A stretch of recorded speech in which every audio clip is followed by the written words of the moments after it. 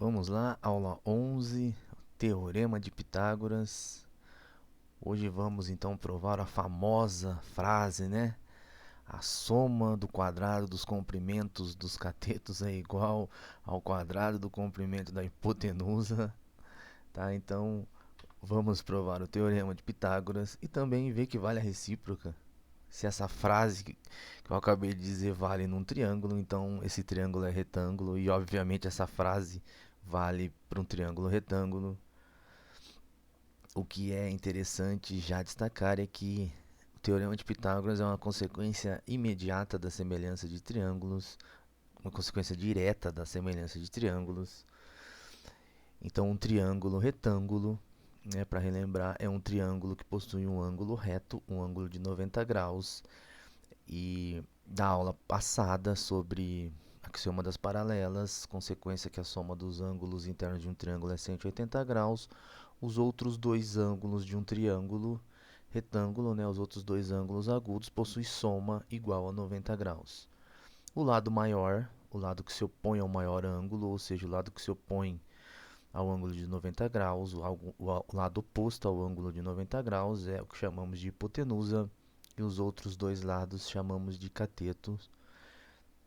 Antes de provar o teorema de Pitágoras, tem um teorema muito bonitinho, bem interessante, que afirma que em todo triângulo retângulo, a altura do vértice do ângulo reto é a média geométrica entre as projeções dos catetos sobre a hipotenusa. Ou seja, ao considerarmos um triângulo retângulo com um ângulo reto para cima, né, considerarmos a altura relativa ao ângulo reto e à hipotenusa, decompomos o triângulo em outros dois triângulos retângulos e a projeção desse cateto AC sobre a hipotenusa, esse pedacinho que eu nomeei de comprimento N, né, o CD, o comprimento é N, o pedacinho AD, o segmento AD, cujo comprimento aqui é M, tá? A altura AD, cujo comprimento é H, satisfaz a relação que H é igual a raiz quadrada de M vezes N. Essa é a média geométrica, a altura é a média geométrica das projeções dos catetos sobre a hipotenusa. E vamos ver então esse teoreminha.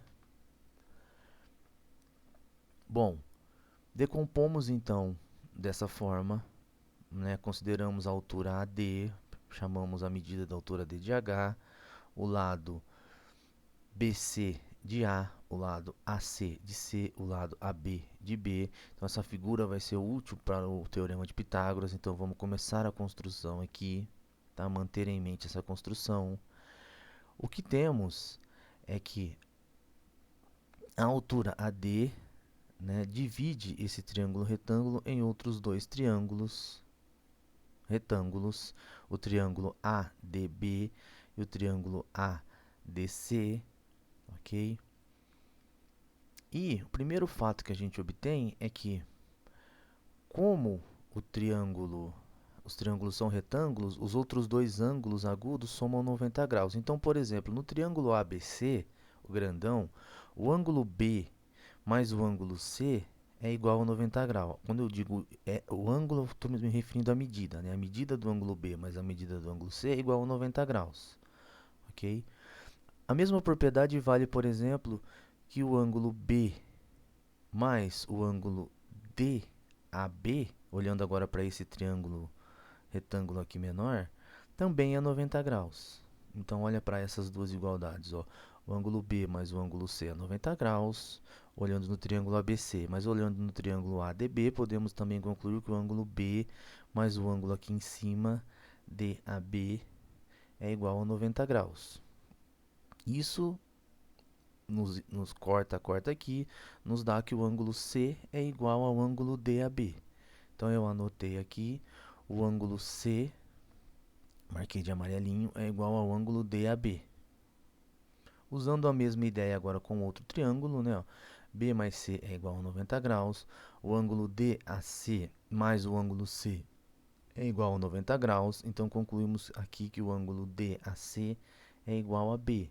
Ou seja, esse ângulo DAC, aqui de laranja, com duas marcações, é igual ao ângulo B. Então, essa é a primeira propriedade que a gente tira dessa figura.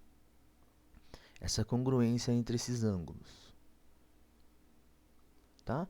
Então temos, uma vez que temos a congruência entre esses ângulos, o que obtemos, né, dois ângulos correspondentes congruentes. Então esses três triângulos da figura, os dois menores e o maior, são todos semelhantes entre si.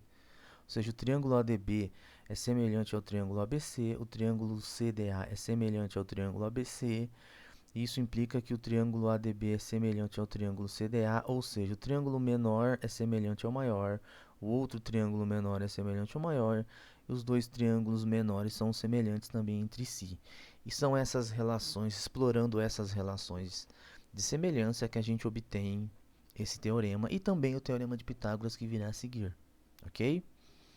Então agora vamos explorar a semelhança entre os dois triângulos menores. Então olha só, eu quando trabalho com semelhança, quando é um exercício, um problema de semelhança, eu sempre gosto de escrever no cantinho, destacar os triângulos e colocar, desenhá-los de forma que os ângulos estão correspondendo, né? Os vértices correspondem. Eu deixo bem claro qual que é a correspondência bionívoca entre os vértices, né? Então eu faço um desenho no cantinho. Então, por exemplo, eu peguei o triângulo ADB, destaquei ele aqui, e peguei o outro triângulo aqui, o CDA, mas eu coloquei de maneira que os ângulos congruentes se correspondam. Então eu peguei esse vértice aqui e coloquei aqui em cima. Então o vértice C está em correspondência com o A, o vértice A está em correspondência com o B e o D está em correspondência com o D. Então eu reordenei eles aqui de maneira que fique bem claro qual é a correspondência entre os vértices. E aí eu exploro a semelhança. Então eu tenho o lado, eu gosto de fazer assim, ó, eu coloco em cima os lados de um triângulo e embaixo os lados, a medida dos lados do outro, mantendo a ordem. Então, por exemplo, né, eu coloquei em cima CNH, então CNH no denominador, né, no numerador, e no denominador eu coloquei BHM, mantendo a abjeção, a correspondência aqui, né, tá, entre a semelhança desses dois triângulos, ok? De fato, essa segunda aqui foi super, essa primeira foi supérflua. Essa segunda igualdade já nos dá que h ao quadrado é igual a m vezes n, e é isso que queríamos demonstrar, né? A altura ao quadrado é igual a m vezes n, ok?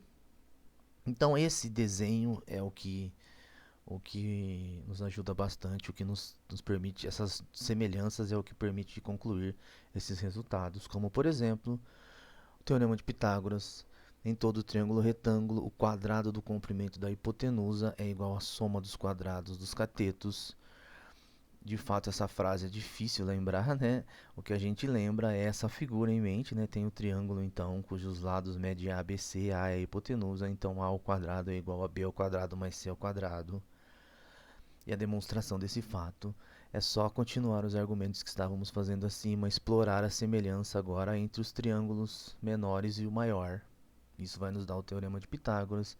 Então, dentro do que estávamos discutindo, aqui, o que eu faço agora é destacar o triângulo maior, ABC, e comparar com os dois menores. Então, eu desenhei eles novamente aqui embaixo, de maneira a ficar claro qual é a abjeção entre os vértices. Então, por exemplo, aqui eu coloquei o triângulo ABC, e aí o triângulo, esse triângulo A, esse triângulo menorzinho aqui, ADB, eu coloquei ele aqui. Então veja só que o ângulo A está aqui para corresponder com esse ângulo amarelinho, né? A cor ajudou bastante aqui, né? O ângulo B está aqui e o D veio aqui em cima. Então essa é a correspondência da semelhança, né? A abjeção, o ângulo A para o ângulo D, o vértice A para o vértice D, ok? E da mesma forma esse outro triângulo que está aqui, o triângulo ADC, veio para cá nessa configuração, né? Ó, o ângulo C aqui, o D veio aqui em cima e o ângulo DAC veio aqui, né? Ó, DAC. Marca certinho as medidas. Então, por exemplo, essa medida aqui, o DB, eu olho aqui, ó, DB é M, então o M veio aqui. O DA, o DA é H, tá aqui. Olha, o AB, AB é C, está aqui. Então, com cuidado, olhando, percorrendo os vértices, você descobre os lados DA é H, CD, CD é N, tá? E CA é B, tá? Então, marcando certinho o comprimento, a medida dos lados, a gente só explorar a semelhança agora. Então, comparando o ABC com o DBA, DBA comparando o ABC com esse daqui, DBA, nós temos então que M sobre C é igual a C sobre A.